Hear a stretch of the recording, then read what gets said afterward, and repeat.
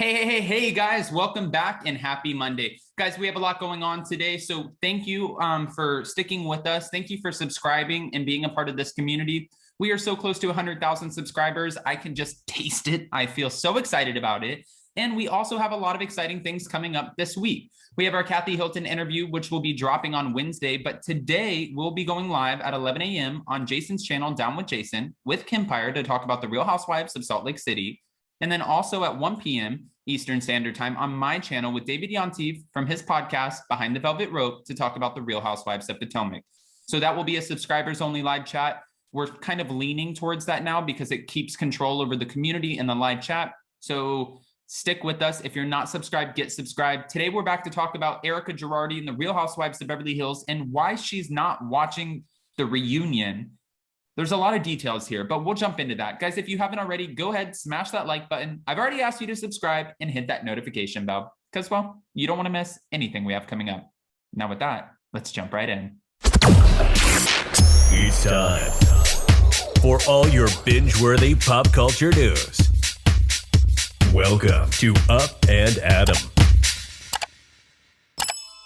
All right, guys, so apparently out of sight, out of mind, this is what we're saying here. When it comes to reliving everything that went on the Real Housewives of Beverly Hills season 11, Erika Girardi is not interested. She's not interested in watching the show. And I can't say that I blame her. I'm sure this is one of the toughest times in her life, probably the toughest time in her life. Everyone is so quick to crucify her. We all want to know, what do you think about the victim? She's not giving us any of the answers. And we heard that Andy Cohen at the reunion left no stone unturned, left nothing on the table. But to be honest with you, even though the ratings for the reunion part one, they were 1.517 million, I was disappointed with the first part. I'm hoping that the second part really brings it because the first part didn't really give us a whole lot. And I'm also hoping, because we have 4 parts, that they don't hold out until the last part in order to give us all of the good stuff, right? Because we've seen this before on Bravo. We're watching it on Real Housewives of Salt Lake City. We're now at episode 6, still no Jen Shah drama. We know that the upcoming episode still has no Jen Shah drama. So it's really kind of blowing our mind. Like, what are we waiting for? Let's get to the point, right? Am I the only one who thinks this? Because if I am, you guys can tell me to shut the hell up. I will gladly do so. But I'm like, let's get to it. I just want to get to the drama. That's why we're watching Real Housewives. Don't tease us. A source close to Erika said that she will definitely not be watching the reunion. She was there all day taping it, and she doesn't want to relive all of the emotions that she went through. Now, Andy Cohen asked her about the infidelities, asked her about the victims, asked her why she didn't leave in the first place. She said, where was I supposed to go? With what? He said, babe, I know how much money you make on this show, which has been reported that she's made over $600,000 this past season, and she's supposed to make between $800,000 and $900,000 this upcoming season in order for her to continue talking about the Girardi scandal.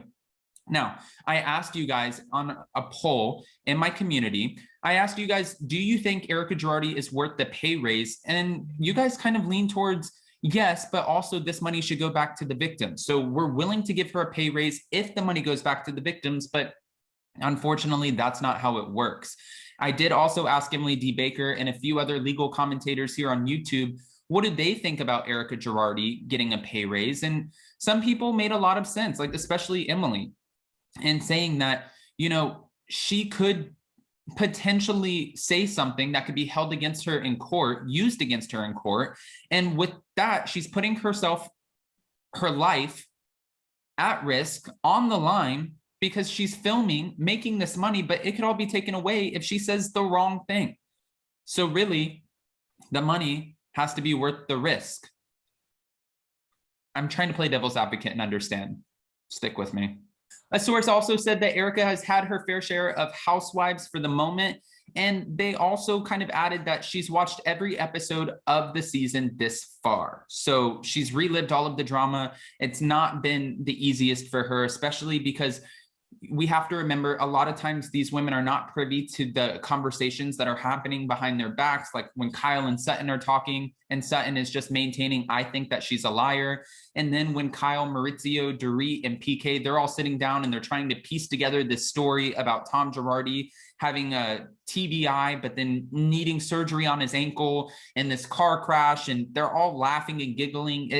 didn't make her feel good. So she's at the point where she's like, I've watched it, I've seen it, I lived the reunion, I saw what everyone had to say, I do not need to relive it again. I can't say I would want to either.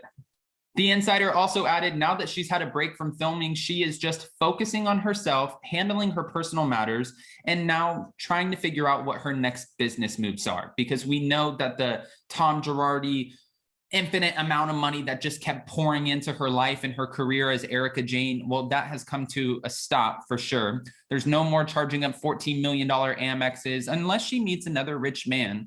But as we can see from her income on the Real Housewives of Beverly Hills, it's not going to supply her with the same life, even though that's a lot of money. $600,000 for damn sure is a lot of money, but it's not the same amount of money that she's used to. She's definitely not going to be spending $40,000, $50,000 a month on glam anymore.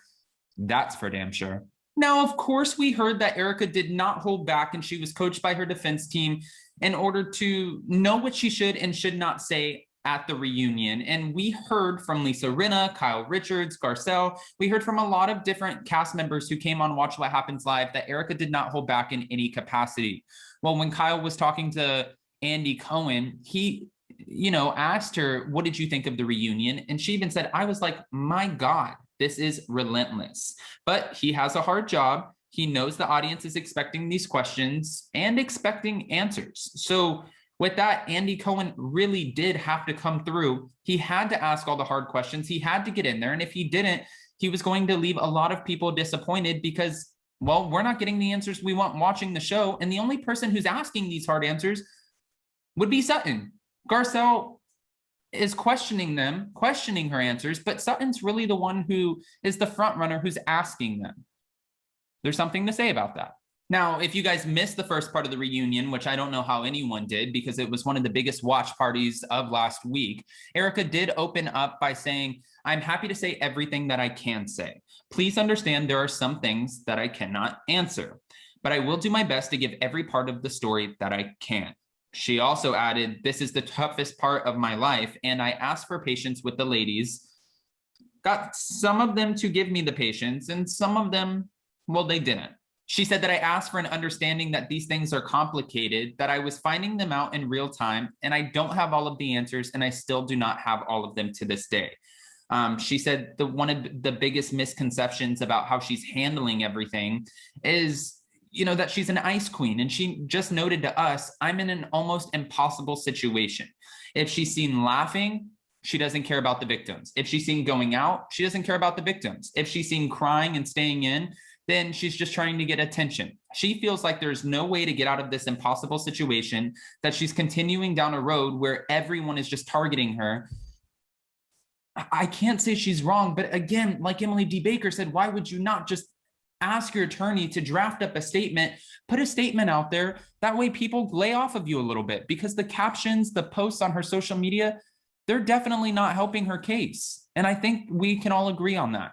But guys, I want to know what your thoughts are. What do you think about Erika Girardi not watching the reunion back? How do you feel about that? Do you think she is just saying that and actually watching it? Or do you think, no, there's no chance in hell that she would actually want to watch it and relive it?